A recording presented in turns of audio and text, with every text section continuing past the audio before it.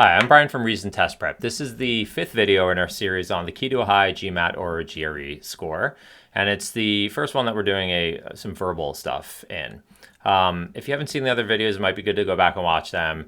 In particular, the very first video, where we kind of give some tips on all of this and how to incorporate it into your practice.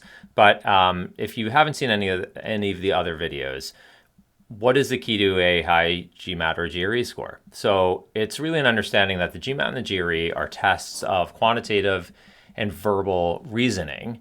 And I'll just repeat what I've said in those other videos that, content mastery is important, but quantitative and verbal reasoning are more important, and you can't achieve a top score without them. So in the other videos, we were looking at quantitative questions, and in this video, we're going to look at a verbal question. So, in terms of content mastery, what does that even mean on the verbal side? Well, on the GMAT, it really doesn't mean much, honestly, because now that sentence correction is no longer on the GMAT as of 2024, early 2024, you don't really have much content that you have to know. I mean, almost none really. But on the GRE, there is content in that there are vocabulary-based questions. So that's definitely it's important. You're not having a good vocabulary on the GRE is definitely going to prevent you from getting a great score, or it's certainly going to hold you back. And studying a lot of vocabulary and building up that content foundation, that's definitely going to help increase your score. So on the verbal side, on the GRE, content matters, but you could learn every word in the English language and still not do superbly well on the sentence completion vocab-based questions, and then of course not well at all on reading comp,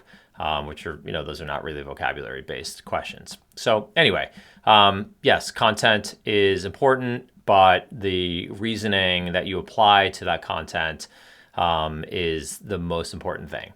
So we're going to take a look at a question here, and this happens to be a GRE question.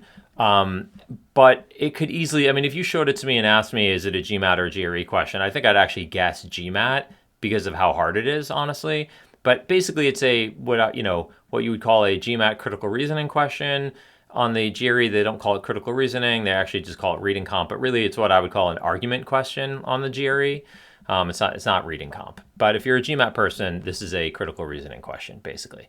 So before we go ahead and do the question, I want to kind of lay out some ideas, some principles here that might help you and that really get at this idea of reasoning and how verbal reasoning is important. So it's a little bit harder to illustrate that.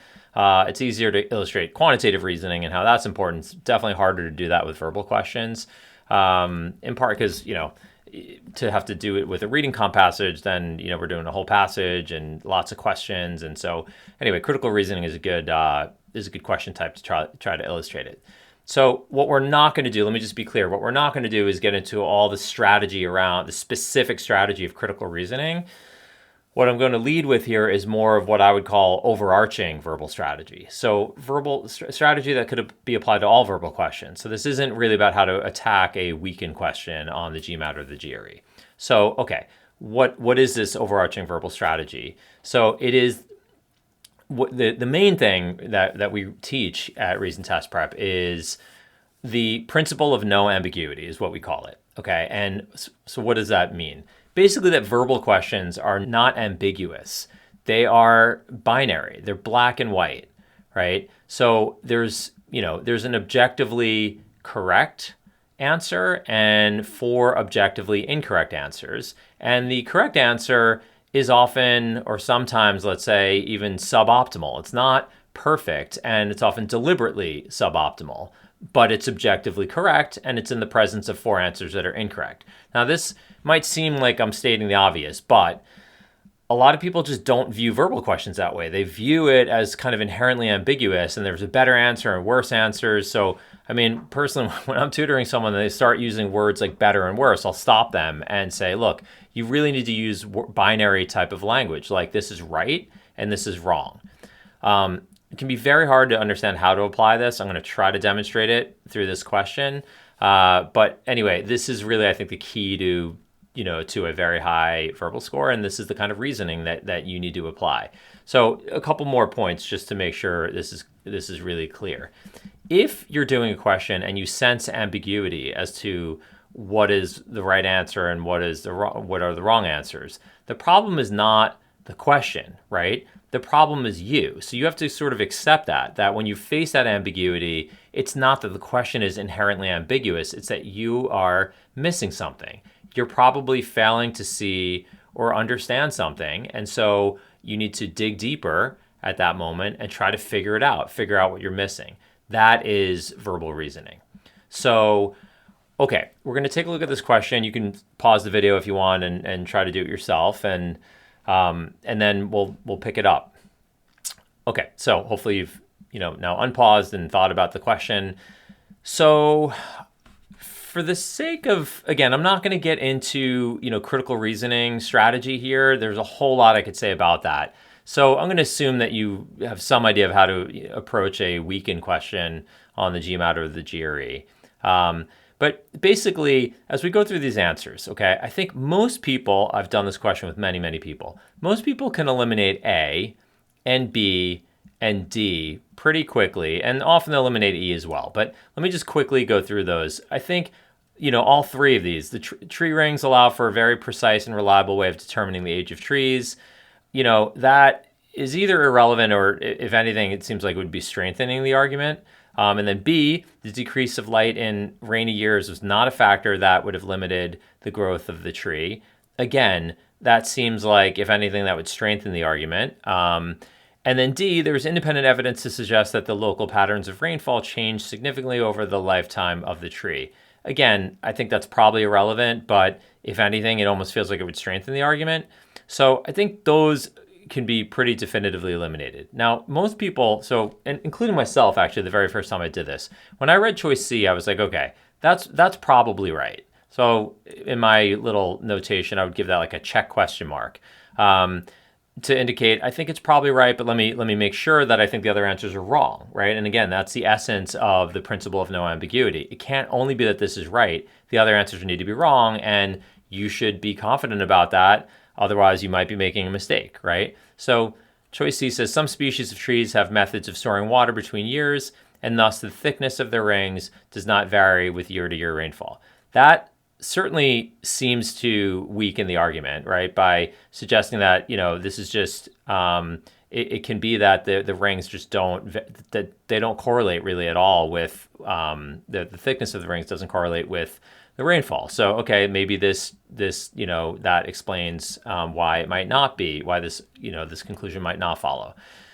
However, choice E, at first glance, I would give this kind of an X question mark, as in, I don't think that's going to be the right answer, but I also wouldn't fully eliminate it because severe infestations of caterpillars can abruptly reduce the growth of trees.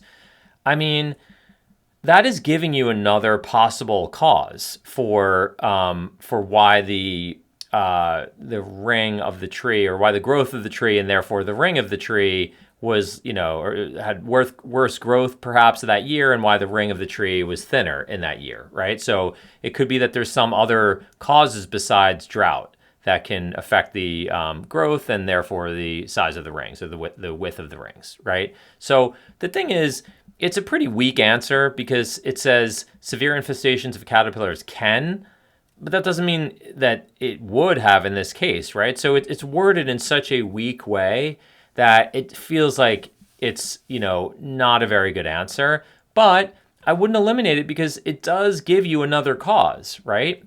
Okay, well then now what to do? Well, I think this is where most people would just kind of stop. I mean, first of all, a lot of people wouldn't, first of all, they either think that that's just wrong, or they think, okay, I could see how maybe that could be right, but this is just a better answer. So, I mean, I'm just going to pick C, right?